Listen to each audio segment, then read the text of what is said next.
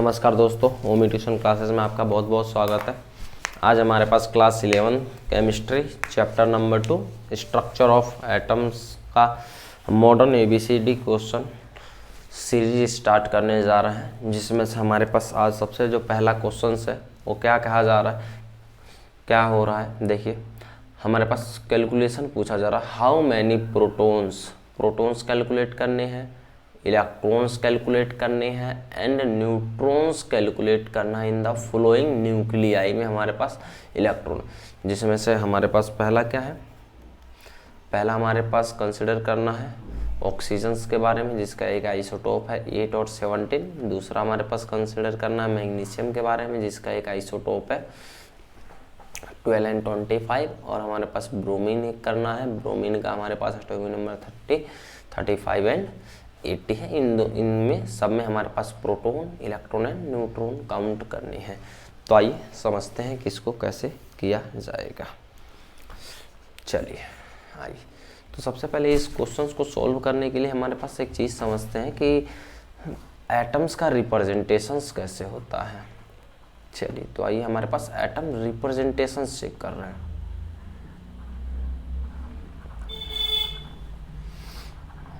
Atoms का representation, तो हमारे पास अभी तक आपने प्रीवियस क्लासेस में और अभी तक के हमारे पास नॉलेज से इतना हमें पता चला है कि हमारे पास एटम्स का रिप्रेजेंट करने का हमारे पास दो मेथड हो सकता है। कौन कौन सा मेथड? एक होता है हमारे पास symbolic method, symbolical method, and दूसरा होता है हमारे पास सेल मेथड। हमारे पास उसको सेल बना के चेक किया जाता है। ठीक है जी। वैसे सेल मॉडल वाले को हमारे पास बोर मॉडल्स भी कहा जाता है, तो बोर्स रिप्रेजेंटेशंस भी ऐसा कहा जा सकता है। चलिए, तो सीखते हैं कि हमारे पास है सिंबॉलिकल वाले में हमारे पास क्या आता है। तो देखिए, सिंबॉलिकल रिप्रेजेंटेशंस में हमारे पास सबसे पहले तो हमारा एक कोई एलिमेंट रहता है x। ठीक है जी, लेटर सपोज हमने उस एलिमेंट का x मान लिया, और x के नीचे हमारे पास यहाँ पे x के पैर में यहाँ पे z लिखा रहता है, एंड इसके ऊपर a लिखा रहता है। और ये कुछ भी हो सकता है, मतलब z हर हमेशा नीचे ही रहेगा, ये हर हमेशा ऊपर ही रहेगा, बट a यहाँ भी हो सकता है। ठीक है जी, और z यहाँ भी हो सकता है, यानी कहने का मतलब कुछ भी हो सकता है। तो हम थोड़ा सा बेटर विजुअलाइजेशंस के लिए हम चेक करेंगे कि हम इसको ऐसा लिखेंगे। ओके, तो समझिए यहाँ पर ये क्या क्या है। तो देखिए, x क्या रिप्रेजेंट कर रहा है, x क्या रिप्रेजेंट कर रहा है हमारे पास, सिंबल क्या रिप्रेजेंट कर रहा है, सिंबल ऑफ एटम्स। एटम्स का ये सिंबल रिप्रेजेंट कर रहा है। देन z क्या रिप्रेजेंट कर रहा है, z हमारे पास रिप्रेजेंट कर रहा है एटॉमिक नंबर, एक एटॉमिक नंबर रिप्रेजेंट कर रहा है। एंड a क्या रिप्रेजेंट कर रहा है, हमारे पास a रिप्रेजेंट कर रहा है एटॉमिक मास। ओके, ठीक है, इतना तो आप लोग अभी तक के नॉलेज से ये चीज़ें आप लोगों को पता चल गया होगा। देन हमारे पास देखते हैं सेल रिप्रेजेंटेशन में हमारे पास क्या होता है। सेल रिप्रेजेंटेशन में हमारे पास कुछ एक डार्क सा शैडो रहता है। आई होप आपने समझ गए होंगे कि डार्क शैडो क्या है। बीच जो सेंटर में लाई कर रहा है, इसको हमारे पास क्या कहते हैं, न्यूक्लियस कहा जाता है। न्यूक्लियस, ये क्या होता है जी, न्यूक्लियस कहा जाता है। और इसके जो ये सराउंड में हमारे पास क्या लगे रहते हैं, ये ऐसे सेल्स लगा रहता है, हालांकि राउंड होता है, हमसे थोड़ा सा ऊपर नीचे हो चुका है, तो आप समझिएगा। इसी को हमारे पास क्या कहते हैं, सेल रिप्रेजेंटेशंस कहते हैं। जो इसको ये जो कॉन्सेप्ट हमारे पास बोर ने दिया था, ऐसे हमने चीज़ें पढ़ा हुआ है। चलिए, तो अब हमारे पास डिस्कस करते हैं। हमारे पास जनरली फंडामेंटल, अभी तक हम ऐसा मान के चल सकते हैं, लेकिन ऐसे मानना ठीक नहीं होगा कि हम मान के चलते हैं कि फंडामेंटल हमारे पास प्रोटॉन, इलेक्ट्रॉन एंड न्यूट्रॉन फिलहाल के लिए फंडामेंटल है। हालांकि ऐसा चीज़ है नहीं, सिर्फ फंडामेंटल हमारे पास इलेक्ट्रॉन है, प्रोटॉन फंडामेंटल नहीं है, न्यूट्रॉन भी फंडामेंटल नहीं है। ये भी अलग अलग चीज़ों से मिलके बने होते हैं, वो हमारा अभी फ़िलहाल टॉपिक नहीं है कैसे क्या। तो अब फिलहाल के लिए हम इतना मान सकते हैं कि तीनों ये है हमारे पास एक फंडामेंटल पार्टिकल है। हम इतना मान के कंसिडर करके चलेंगे कि proton, electron, neutron are the fundamental particles. ये होते कहाँ पे? तो देखिए बोर ने बताया था कि जो हमारे पास जो ये सेंटर में हमारे पास जो पोजीशंस है इसको हमारे पास न्यूक्लियस कहते हैं, और न्यूक्लियस में हमारे पास न्यूक्लियोन्स रहते हैं। न्यूक्लियोन्स रहते हैं। और न्यूक्लियंस कितने टाइप्स के हो सकते हैं जी? न्यूक्लियंस हमारे पास 2 टाइप्स के हो सकते हैं। कौन कौन से न्यूक्लियंस हो सकते हैं? एक हो सकता है हमारे पास प्रोटॉन जिसको पॉजिटिव P से दिखाया जाता है, दूसरा हमारे पास होता है न्यूट्रॉन जिसको Na से दिखाया जाता है। होपफुली आपने इस चीज़ की प्रॉपर्टीज़ आपने पढ़ा होगा, लेक्चर्स में आपने देखा होगा। तो इसको क्या कहते हैं जी? प्रोटॉन, प्रोटॉन्स होता है। इसको क्या कहेंगे? न्यूट्रॉन। ये हमारे पास होता है न्यूट्रॉन। और दूसरा हमारे पास जो सेल होते हैं, हमारे पास इस सेल्स के अंदर एक चीज़ होता है जिसको हमारे पास इलेक्ट्रॉन कहते हैं, जो इसमें रिवॉल्व करता रहता है, लगातार इसमें रिवॉल्व करता रहता है, ये घूमता रहते हैं ये आपस में सारे इस ऑर्बिटल्स में, हमारे पास स्टेशनरी ऑर्बिटल्स में लगातार हमारे पास घूमते रहते हैं। तो आइए अब हमारे पास समझते हैं, इसका डायग्राम बना के हमारे पास ऐसा क्या हमारे पास क्वेश्चंस पूछा जा रहा है। आइए तो ये हमारे पास पहला पार्ट चेक कर रहे हैं, किसका हमारे पास चेक कर रहे हैं? ऑक्सीजन 8 और 17 का। तो अगेन हमारे पास ये क्या बन जाएगा? ये Z हो जाएगा एंड 17 क्या हो जाएगा? A हो जाएगा।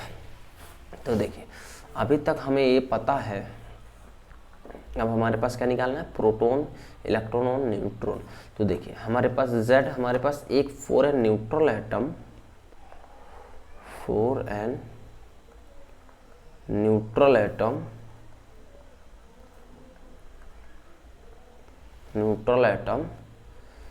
Z is equal to E। जितना हमारे पास Z होता है वो इलेक्ट्रॉन के इक्विवेलेंट होता है। जितना हमारे पास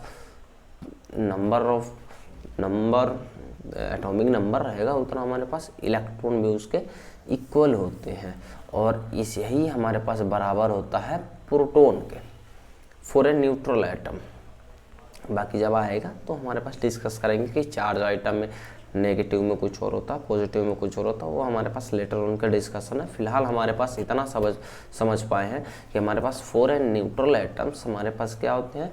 ये हमारे पास Z is equal to P and Z is equal to में E होता है। ठीक है, तो आइए देखिए क्या हमारे पास इतना समझ गए क्या कि इसका Z हमारे पास कितना है? इसका Z हमारे पास 8 है पहले पार्ट का, एंड इसका A पार्ट कितना है? ये हमारे पास 17। तो क्या इससे हम एक कैलकुलेशन निकाल सकते हैं क्या कि जो हमारे पास Z है वो किसके बराबर है? P के, यानी नंबर ऑफ प्रोटॉन भी कितने हो गए जी? 8 हो गए। और हम ये भी कह सकते हैं कि नंबर ऑफ न्यूट्रॉन भी कितने हो गए? 8 ही हो गए, बिकॉज ये दोनों बराबर है।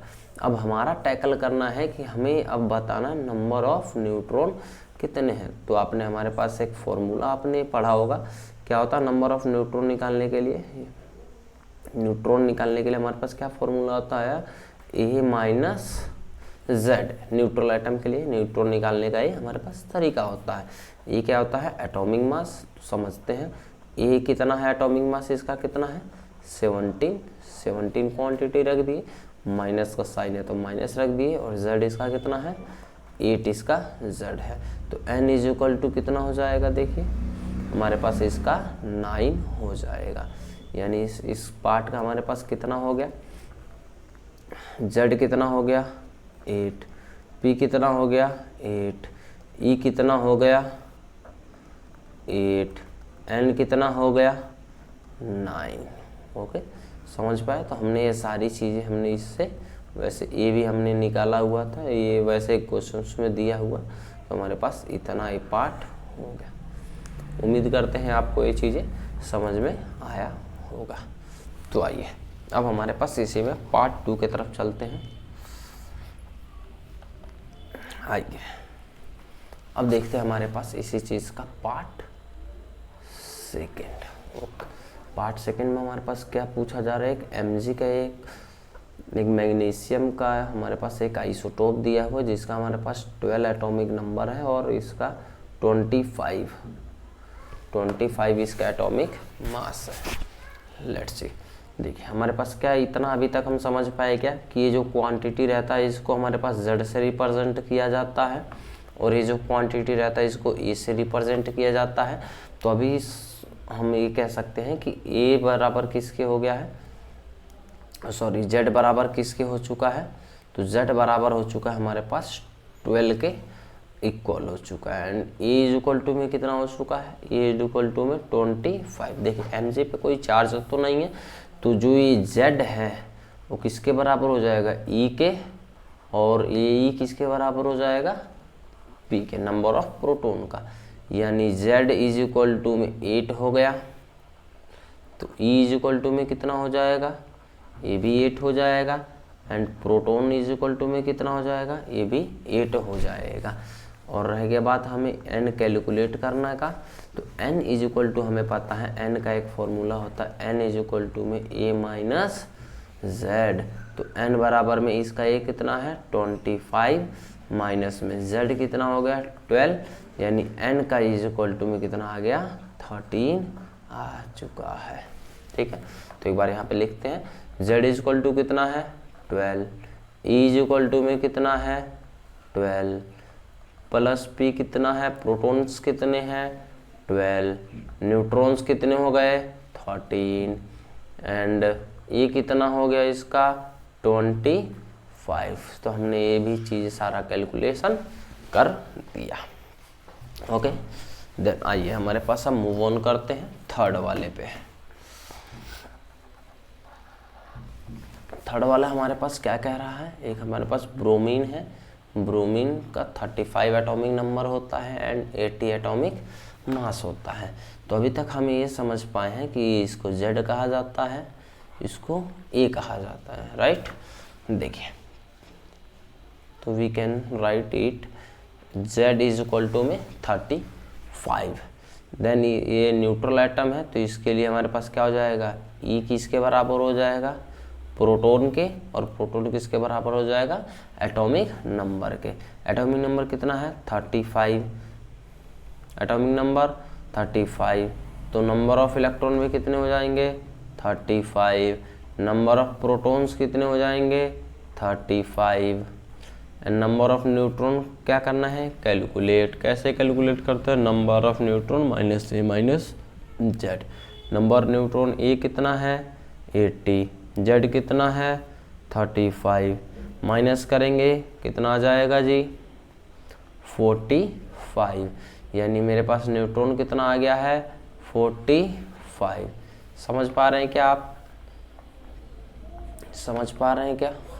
देखिए, तो क्या इसके लिए हम एक कंसिडर कर सकते हैं, Z कितना हो गया 35, E कितना हो गया, इलेक्ट्रॉन कितने हो गए 35, प्रोटॉन्स कितने हो गए 35, न्यूट्रॉन कितने हो गए 45, Z इसका A कितना हो जाएगा 80, राइट। उम्मीद करते हैं ये आपको चीज़ें सारा समझ में आया होगा। अगर कोई डाउट हो तो कमेंट करिए और चीज़ों को और इससे सिंप्लीफाई करने के लिए देखा जा रहा है। और आपका बहुत बहुत धन्यवाद ओमी ट्यूशन क्लासेस से जुड़ने के लिए।